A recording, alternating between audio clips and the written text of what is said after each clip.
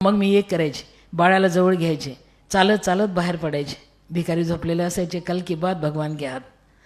आणि बाहेर पडताना एक मला माहीत होतं की जिथे स्टेशन आहे तिथे गाव आहे, तिथे गाव आहे तिथे स्मशान आहे. मी स्मशानात जायचे. ह्या घटनेने मला घडवलं. लक्षात ठेवा, मला जर सगळं सावलीच मिळाली असती तर उन्हाचे चटके काढले नसते. मला चटके बसले त्यामुळे दुसऱ्यांचे चटके पटकन काढाले. मी रात्री स्मशानात जायची आणि लक्षात यायचं जिंदाबाद स्मशान. कारण माणसं मेल्याशिवाय स्मशानात जात नाही. रात्री भूताच्या भीतीनं कोणीच येत नाही. आपला बाप का माल. किती रात्र स्मशानात घालवल्या. पण एक दिवस एक चमत्कार झाला. भिक्षा काही दररोज मिळेल असं नव्हतं ना, त्यामुळे एक दिवस मिळाली नाही, दुसऱ्या दिवशी मिळाली नाही, तिसऱ्या दिवशी मिळाली नाही. पोटातले आतडे तुटत होते, बाळ मरणाच्या दारात होतं. म्हणून मी चालत होते दगडाने पायाने दगडं उडवत होते. माझ्या लक्षात आलं एक प्रेत यात्रा चालली आहे. दुःखाडी दुःख पटकन टिपता येतं बरं का.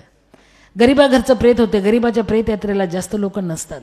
प्रेत चाललं होतं, मी त्यांच्या मागं चालले होते. माझ्या लक्षात आलं त्यांनी विसावा दिलाय. आमच्या विदर्भात विसावा देतात. मी विदर्भाची लेकबाळ म्हणून मला विदर्भाचं लेकबाळ असल्यामुळे अभिमानही वाटते. गोपालकृष्णाला पोरीची कमी नव्हती तरी त्यांनी रुक्मिणीच पळवली विदर्भाचे. हे विदर्भ जरा खतरनाक बात आहे.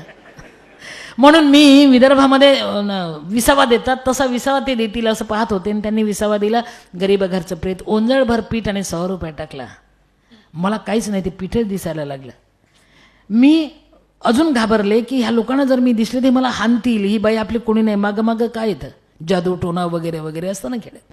म्हणून मी झाडाच्या आडोशाला बसले. प्रेत यात्रा विसावली. त्यांनी ओंजळभर पीठ 100 रुपये टाकला. एकमेकांना धीर दिला. उठले, निघाले, स्मशानात गेले. संध्याकाळ झाली. प्रेताचे सोपस्कार मी डोळ्यांनी पाहिले. सरणाला आग लावली. सगळ्यांनी पाणी फिरलं, मडकं टाकलं, रडलेत. प्रेताचं टकोरं फुटलं. नातलग निघून गेलेत. इथे मला सुरेश भट स्मशानात आठवायला लागले. मला कुठे काय आठवेल काय म्हणा, काय बाबा धरबंद नाही. मला सुरेश भट स्मशानात आठवायला लागले. इतकेच मला जाताना सरणावर कळले होते. प्रेत जळत होतं, नातलग निघून गेले होते. इतकेच मला जाताना सरणावर कळले होते. मरणाने केली सुटका, जगण्याने छळले होते. सुरेश भट. मी एकटाच त्या रात्री आशेने तेवत होतो. मी विझलो तेव्हा सारे आकाश उजळले होते. सुरेश भट. प्रेत जळत होतं. मी त्याच्या जवळ गेले. रात्र झाली. सामसूम रात्र. भयान शांतता. स्मशान शांतता कशाला म्हणतात हे त्या दिवशी पहिल्यांदा कळालं. आणि एक सांगू, जाता जाता मी एक केलं. ते टाकलेलं गोंधळभर पीठ आणि 100 रुपये मी पदरात बांधून घेतला. बाबा, ह्या जगण्याने मला अनाथांची माय व्हायला शिकवलं. मी स्मशानात गेले आणि लक्षात आलं फुटलेल्या मडक्याचे तुकडे पडले होते. कधीतरी पाऊस येऊन गेला असेल, पाणी होतं एका तुकड्यात.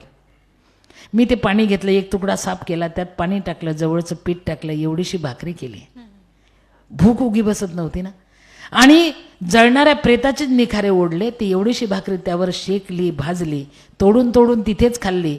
आता पंचपक्वान्न लोक खायला देतात, पण तेव्हा तोडून खाल्लेल्या भाकरीची चव आयुष्यात परत मिळाली नाही बाबा. माणूस कधी वाईट नसतो बाबा, माणसाच्या पोटाची भूक वाईट असते. मी त्या दिवशी ती भाकरी शेकली, तोडून खाल्ली. अनेक रात्री मी स्मशानात घालवल्या होत्या. मी कधी घाबरले नाही. पण त्या दिवशी एक चमत्कार झाला. अंधश्रद्धा नाही, अनुभव हीच खात्री.